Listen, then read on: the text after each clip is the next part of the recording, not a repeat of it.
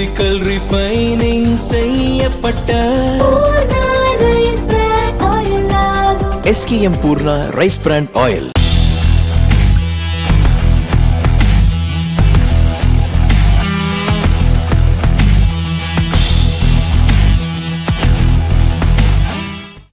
உலகளாவிய நெருக்கடி சூழலிலும் இந்தியாவின் பொருளாதார வளர்ச்சியை மேலும் வலுப்படுத்துவதற்கான நடவடிக்கைகள் குறித்து பொருளாதார ஆலோசனை கவுன்சில் உறுப்பினர்களுடன் பிரதமர் மோடி ஆலோசனை நடத்தினார். இதுகுறித்து பிரதமர் மோடி பதிவிட்டுள்ளதாவது: உலகளாவிய பதட்டங்கள் மற்றும் பொருளாதார நிச்சயமற்ற சூழ்நிலைகளுக்கு மத்தியிலும் இந்தியாவின் வளர்ச்சியை மேலும் விரைவுபடுத்துவதற்கான வழிமுறைகள் குறித்து பொருளாதார ஆலோசனை கவுன்சில் உறுப்பினர்களுடன் விரிவான ஆலோசனை நடத்தினேன். உற்பத்தி, முதலீடு, வேலைவாய்ப்பு உருவாக்கம், ஏற்றுமதி வளர்ச்சி மற்றும் பொருளாதார சீர்திருத்தங்கள் உள்ளிட்ட பல்வேறு அம்சங்கள் குறித்து கருத்துக்கள் பரிமாறப்பட்டன. வளர்ந்த இந்தியா 2047 என்ற இலக்கை அடைவதற்கான நீண்டகால பொருளாதார உத்திகள் குறித்தும் ஆலோசிக்கப்பட்டது என்று மோடி கூறியுள்ளார். முன்னதாக இந்த கூட்டத்தில் எரிசக்தி சந்தைகள், விநியோக தொடர்கள், பணவீக்க அழுத்தங்கள் மற்றும் சர்வதேச வர்த்தக நிலவரம் குறித்து ஆலோசனைக் குழு உறுப்பினர்கள் பிரதமரிடம் விரிவாக விவாதித்தனர். உள்நாட்டு பொருளாதார செயல்திறன், முதலீட்டுக்கு ஆதரவு, தயாரிப்பை ஊக்குவித்தல் உள்ளிட்ட வணிக சூழலுக்கு ஆதரவான நடவடிக்கைகள் குறித்தும் பேசப்பட்டது. உலகமே இதுவரை எதிர்கொள்ளாத சவால்களை கடந்து வருவதாகவும் இந்தியாவும் அதன் அதிர்வுகளை தாங்கிக் கொள்ள வேண்டியிருக்கும் என்றும் பிரதமர் மோடி அண்மையில் கூறியிருந்தார்.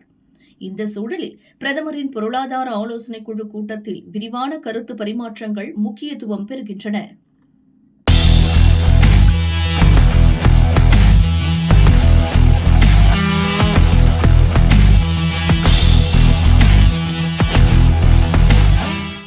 பெருநிறுவனங்களின் டெபாசிட்டுகளுக்கு வட்டி நிர்ணயிப்பதில் தளர்வு.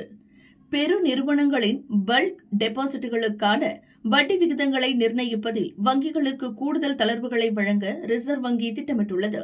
அதே நேரத்தில் வட்டி விகிதங்களை வாடிக்கையாளர்களுக்கு அறிவிப்பதில் வெளிப்படைத் தன்மையை உறுதி செய்வதற்கான புதிய வரைவு விதிகளையும் ரிசர்வ் வங்கி வெளியிட்டுள்ளது.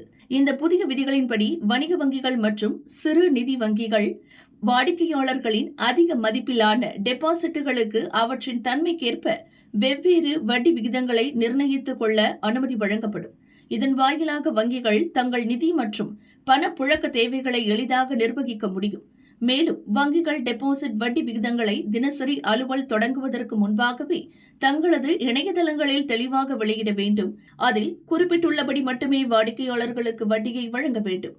வாடிக்கையாளர்களுக்கு கூடுதலாக வட்டி வழங்குவதை மார்க்கெட்டிங் செலவுகளாக சில வங்கிகள் கணக்கு காட்டுவதாக அண்மையில் குற்றச்சாட்டுகள் எழுந்ததை தொடர்ந்து இந்த புதிய நடைமுறை முன்மொழியப்பட்டுள்ளது. வரைவு திருத்த விதிகள் குறித்து பொதுமக்களும் வங்கித் துறையினரும் வரும் ஜூன் 20ஆம் தேதி வரை கருத்து தெரிவிக்கலாம் என கூறப்பட்டுள்ளது.